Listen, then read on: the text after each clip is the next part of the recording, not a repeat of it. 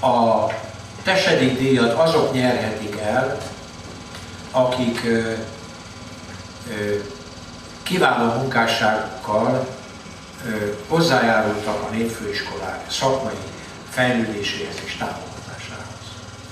Egy nagyon kivételes helyzet van, mert ha felsorolom, hogy kik kaptak Tesedik díjat, ők mind valahol a humán szférában dolgozók.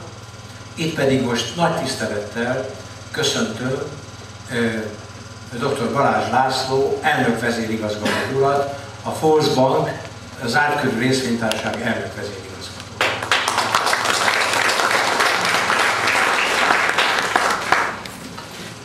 Dr. Balázs László kereskedelmi tanulmányait a pénzügyi és külkereskedelmi főiskolán, valamint a számviteli főiskolán, jogi tanulmányait a Szegedi Jogi Egyetemen végezte, és németországi Bajor bankokban a gyakorlati tevékenységét.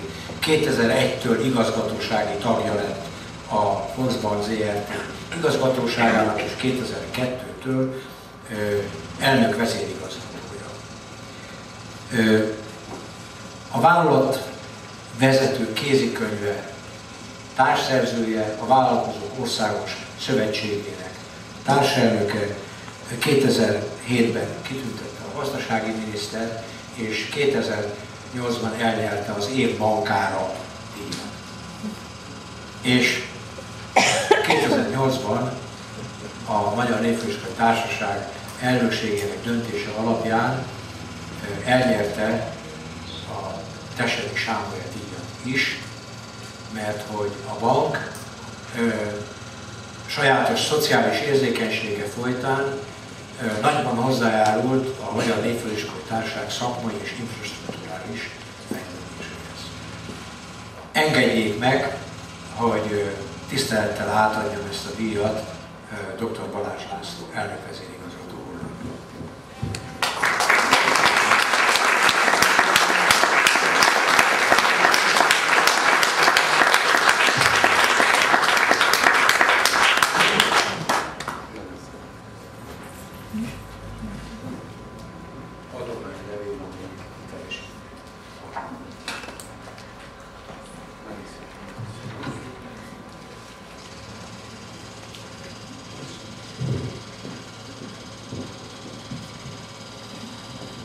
Tisztelt elnök úr, tisztelt társaság!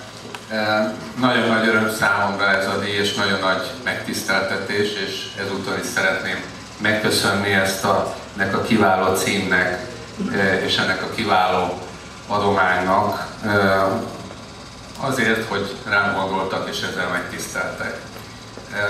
Ahogy az elnök úr is mondotta, nem szokásos egy ilyen kitüntetés a gazdaság szereplőinek, inkább a kultúra, a tanítás művelőit szokták ezzel megtisztelni, és ezzel az alázattal fogadom én is ezt a díjat, hogy hát így kivételezettként én ezt elnyerhettem és megkaphattam.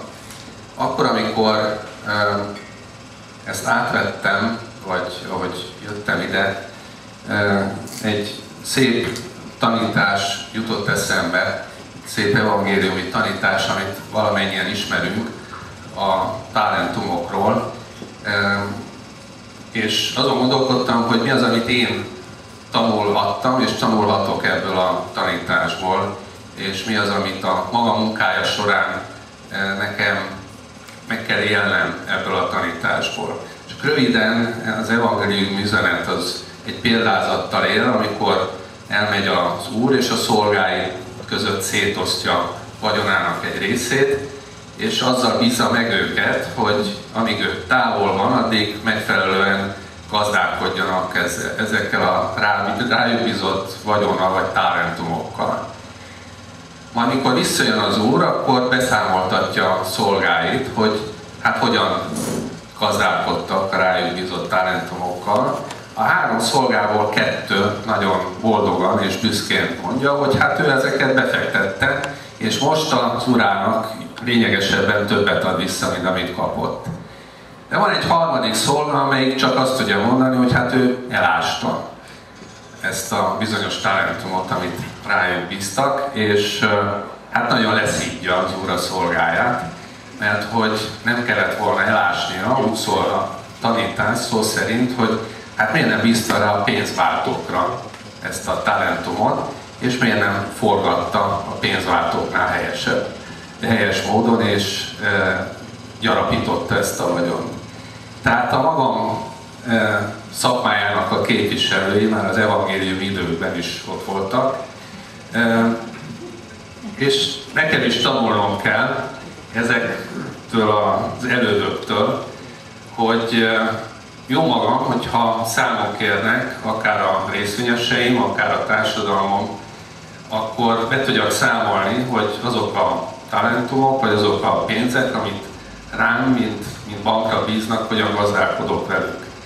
És a betéteseimnek megfelelő kamattal kell ezt visszaadnom, a részvényeseimnek megfelelő hozammal, de azt hiszem, hogy a feladatunk ebben nem ér véget, hanem úgy kell ezzel nekünk is gazdálkodni, hogy ezeket a pénzt, amit ránk bíznak az ügyfeleink és a részvényeseink, azt ne csak a maga gazdasági hasznával kezeljem, hanem figyeljek arra is, hogy a környezetemre és arra, amit a társadalom igényként megfogalmaz, annak is meg tudjak felelni. Egy ilyen igény fogalmazódott meg akkor, amikor a Népföldiskolai Társaság megkeresett, hogy segítsem ennek a nagyon nemes és nagyon fontos célnak a bank részéről a magam eszközeivel a megvalósítását.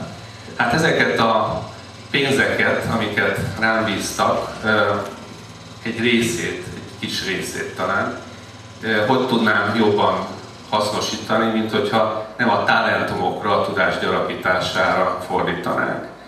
Úgyhogy ez a tanítás, és ez a nemes cél, és ez a nemes munka, amit az elnök úr és a társaság sok évtizede végez, győzött meg arról, hogy ezek a talentumok valóságos tudásra és valóságos értékké fognak válni itt a társaság kezében, és nagyon örülök, hogy ehhez a pici részt is hozzátehettem. Ezúttal is nagyon szépen köszönöm a meghívást és ezt a nagyszerű adományt. Köszönöm szépen!